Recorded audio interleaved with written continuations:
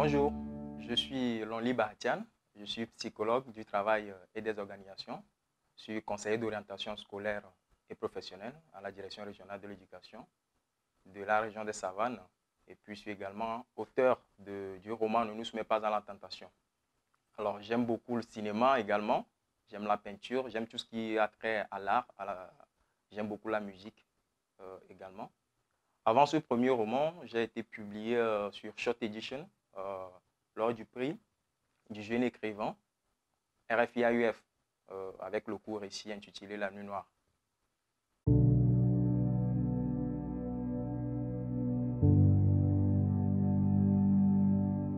Alors, l'écriture, c'était avant tout une passion et puis un défi à la fois. Euh, Franchement, moi, je n'avais pas pour ambition, lorsque j'étais jeune, de devenir écrivain. Je ne l'avais jamais pensé. Je ne lisais pas aussi autant que ça. Mais lorsque je voyais les écrivains, en fait, la manière dont on les valorisait, on parlait des écrivains et tout. Nous-mêmes à l'école, la manière dont on étudiait les romans et tout, ça me plaisait bien. Et je me suis lancé le défi d'écrire un livre. Et voilà, ça aboutit à Ne nous soumets pas à la tentation.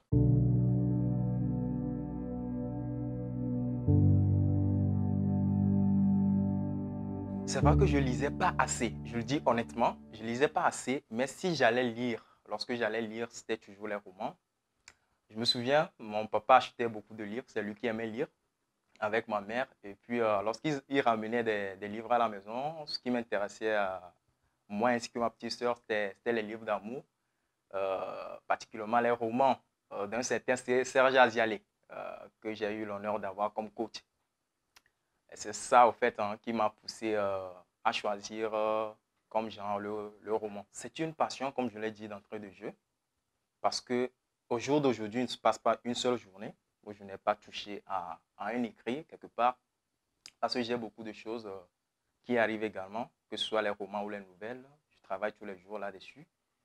Et puis, c'est également naturellement la manière de véhiculer des messages, comme on a pu le constater avec Ne nous soumets pas à la tentation.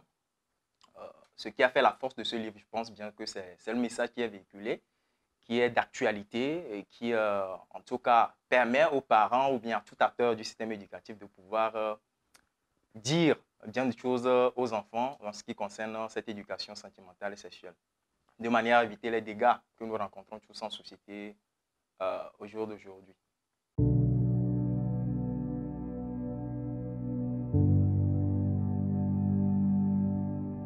Pas du tout, pas du tout. C'est pas un livre religieux. Je pense bien que le préfaceur l'a dit dans sa préface. C'est pas un livre religieux. Le titre du livre, au fait, c'est comme c'est le lecteur qui le dit. Quand on dit ne nous soumets pas dans la tentation, on suppose que c'est au terme du livre que le lecteur sort cette phrase-là. Au vu de ce qui s'est passé dans le roman, au vu de la manière dont le jeune Baker a fini, c'est ça, au fait, qui a inspiré le titre Ne nous soumets pas dans la tentation parce que comme on le dit souvent, tout le monde est tenté. Alors, est-ce à dire que quelque part, on n'aura pas de tentation? Non. Mais on doit prier quand même le Seigneur de ne pas nous soumettre à la tentation. Et puis également, c'est une façon, comme l'image, la page de garde le sous-entend, c'est une façon en fait de parler aussi aux jeunes femmes, puisque nous voyons que ce qui a fait la perte de Baker dans ce roman, c'était la présence de la seconde fille qui est arrivée après Céline, qui avait plutôt une belle forme et tout, qui l'a séduite. Voilà. Donc, c'est tout ça qui fait le titre Ne nous soumets pas à la tentation.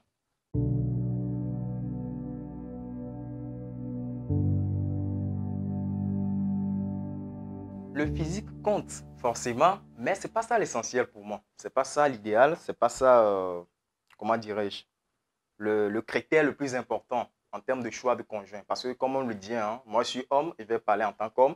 Je pense que toutes les femmes sont belles d'une manière ou d'une autre, comme le disait quelqu'un que je connais très bien. Toutes les femmes, lorsqu'il y a des moyens nécessaires pour s'embellir, toutes les femmes sont belles d'une manière ou d'une autre. Donc, le choix doit plutôt se porter sur le comportement de la personne, sur ses valeurs, ses principes et tout.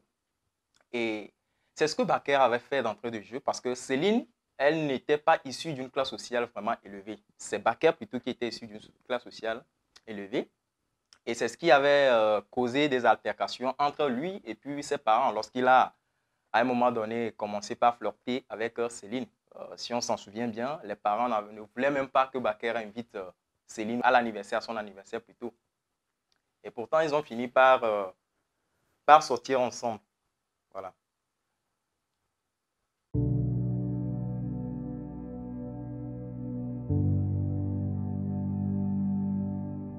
Alors, l'histoire dégage deux thématiques assez importantes et d'actualité également. La première thématique, c'est celle c'est la sempiternelle question de classe sociale, de différences de classe sociale, hein. On l'a constaté, surtout à l'anniversaire de Baker, où les pauvres, entre guillemets, étaient mis à part, ils étaient accueillis à part, par des hôtesses à part. Et les riches également, de l'autre côté de la piscine, étaient vautrés sur leurs chaises majestueuses et puis étaient accueillis avec des hôtesses de rang élevé également. Et on voit également que les parents de Baker, à travers ces actes-là, ne voulaient pas que Baker flirte avec ses amis, ses meilleurs amis d'ailleurs. Voilà, donc c'est une question qui a bouleversé également, je pense bien, son bien-être psychologique et tout. Mais au final, on voit que Baker a fini avec Céline. Donc, pour dire que cette affaire de différentes classes sociales, que certains parents se mettent comme garde-fous entre leurs enfants et les enfants de classe inférieure, c'est qu'une fausse affaire parce que de toutes les manières, ce qui est écrit ou bien ce qui est prévu arrivera. Voilà, donc ça, c'est la première thématique. Et la seconde thématique, ça concerne l'éducation sentimentale et sexuelle. Parce qu'aujourd'hui, nous sommes en Afrique et la question de sexe, la question de l'éducation sentimentale, ça paraît question tabou. Ça paraît un sujet tabou. On n'en parle pas. Les parents n'aiment pas en discuter avec leurs enfants. Et pourtant, qu'ils le fassent ou pas, les médias sont là pour le faire. Les réseaux sociaux sont là pour le faire. Les enfants regardent des feuilletons, des films, et souvent, ils sont seuls à regarder ce genre de choses.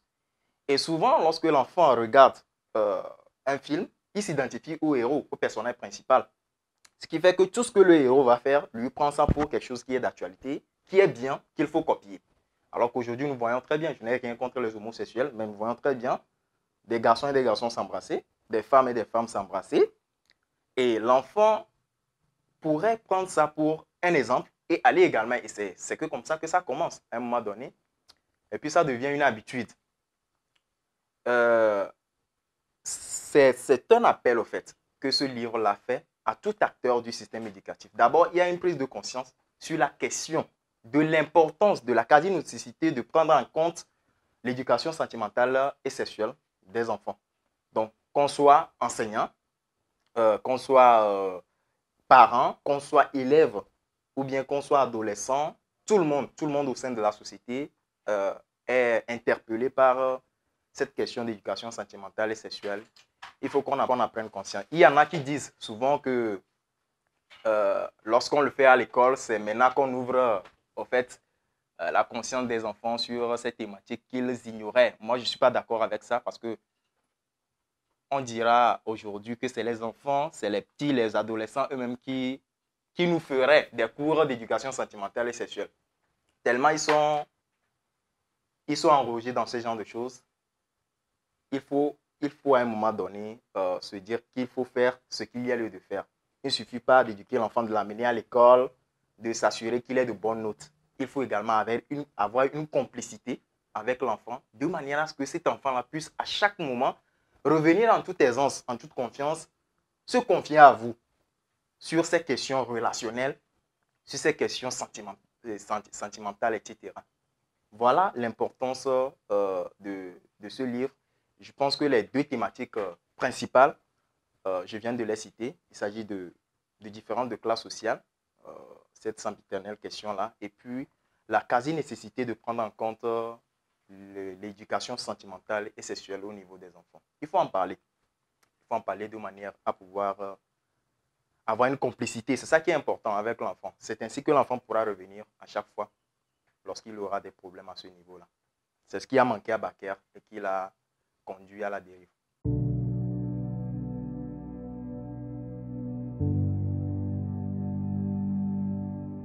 Oui, C'est en lien avec ma formation de psychologue, tout court. Parce que quand on ajoute du travail, ça rentre dans le milieu professionnel, dans les entreprises, dans les organisations et tout. Oui, justement. Mais je ne vais pas dire qu'il y a un lien tout de suite entre ce roman et le fait que j'ai eu à faire la psychologie du travail et des organisations, parce que j'ai écrit ce roman bien avant mon entrée à l'université, à vrai dire, puisque je l'avais fini euh, dans les vacances juste après le bac. Et c'est les recorrections et tout qui ont pris le temps, le travail avec le coach et puis le travail au niveau des éditions qui ont pris le temps et tout.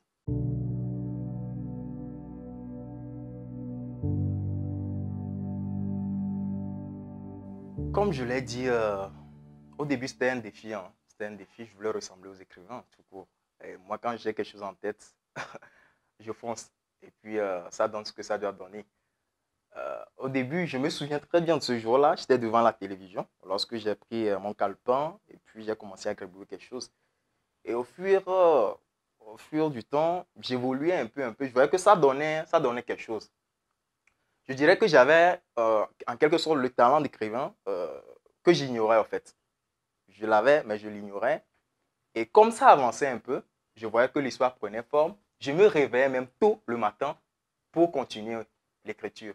Et tard dans la nuit également, lorsque tout le monde s'endormait, je continuais mon écriture. Et puis, au fil du temps, j'ai fini. J'ai remis à un professeur de français qui a lu. C'est lui-même qui m'a boosté, qui m'a renforcé positivement à travers ses compliments et tout. Et je me souviens très bien que le premier titre que j'avais mis sur ce roman-là, c'est lui qui me l'avait trouvé. Et après, j'ai donné à quelques contacts également qui ont lu, qui ont apprécié et tout, avant même que le dépôt ne soit fait au niveau des éditions.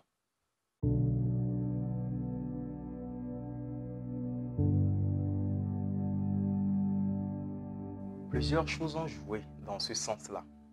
Déjà, je vais partir de ce qui est tout de suite visible. Je pense que quand on prend ce livre, déjà la page de couverture, on voit l'image d'une femme séduisante. Bon, on sait tout de suite que c'est ce qui attire beaucoup de monde. Hein. Quand on voit ça, on a envie d'aller découvrir ce qu'il y a à l'intérieur. Et maintenant, ce qui joue également, c'est le titre. Ne nous soumets pas à la tentation, qui semble être tiré de la Bible. Même si cette formule n'est pas aujourd'hui appliquée dans la prière du Notre Père qui est aux cieux.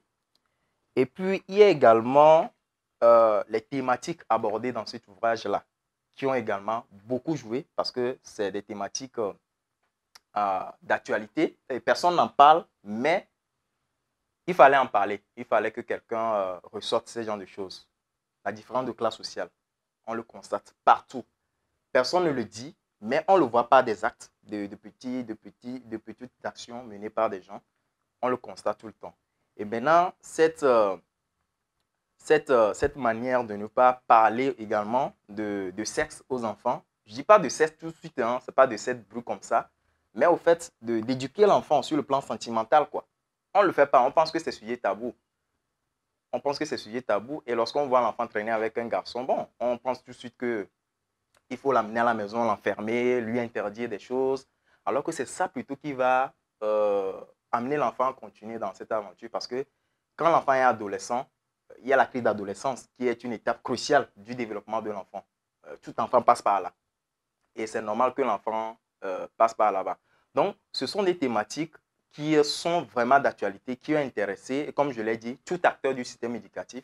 Et quand on parle de tout acteur du système éducatif, c'est tout le monde, en fait. Tout le monde, du petit au grand, du plus puissant jusqu'au dernier, tout le monde comment dirais-je, tout le monde est interpellé par cette question-là. Et maintenant, ce qui est également joué, au final, c'est la promotion. Je ne vais pas mentir sur ce plan-là. Il y a eu beaucoup de personnes dans de nombreux pays. Le livre a parcouru. Le livre a été en Allemagne, aux États-Unis, en France. Et puis ici, même au Togo, il y a beaucoup de personnes qui m'ont contacté personnellement pour avoir ce livre. Et lorsque j'abordais les gens, certaines personnes avec ce livre également, ils prenaient tout de suite sans réfléchir. Je pense que c'est les thématiques à aborder qui ont également joué à ma faveur. Mais la promotion aussi, elle est très, très importante. Je pense que c'est quelque chose que je dis à mes collègues auteurs, hein, parce que souvent on écrit, c'est bien, mais il faut que les gens lisent.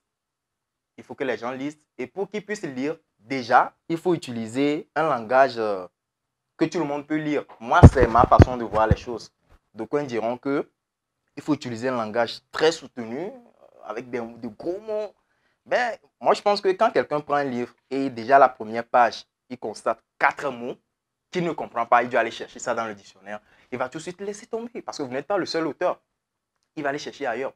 Et la prochaine fois qu'il verra votre livre dans un rayon, il n'ira même pas toucher parce qu'il se dira que bon, ça, c'est pas de sa classe. Alors que nous vivons dans un écosystème où le français, c'est pas trop le fort de tout le monde. Même ceux qui ont fréquenté, bon, c'est pas trop ça. Moi-même, je suis dans le cas. Il y a beaucoup de mots qu'on ne comprend pas. Il faut toujours travailler, il faut toujours apprendre, ainsi de suite. Donc, il faut utiliser un français, voilà, que tout le monde peut... C'est ce que beaucoup de personnes m'ont dit, en tout cas, hein, c'est les retours que je partage ici. Donc, il faut utiliser un français que tout le monde peut comprendre, un français accessible à la cible, qui est le peuple, tout le monde. Voilà, lorsque je crée également pour les écrivains ou pour les littéraires, purement littéraires, je pourrais également utiliser un français totalement soutenu. Voilà. Donc, ça, c'est quelque chose que j'aimerais partager avec mes collègues auteurs et leur dire également qu'il faut aussi trouver quelques personnes ressources qui ont déjà de la notoriété, que ce soit sur le plan artistique que sur d'autres plans, qui pourraient s'intéresser à ce roman-là, au livre qu'on a écrit. Et puis voilà, les amener à prendre quelques photos et partager. Parce que c'est ça aussi qui fait, les gens consomment aujourd'hui par identification. C'est parce que tel a lu que lui aussi va les lire. Il a vu telle personne tenir les livres. Bon, il est curieux, il va aller voir. Bon, qu'est-ce qu'il y a dans ce livre qui pousse telle personne également à acheter ça? C'est tout ça, je pense, qui a conduit au fait que ce livre-là soit aujourd'hui le best-seller des éditions Audi.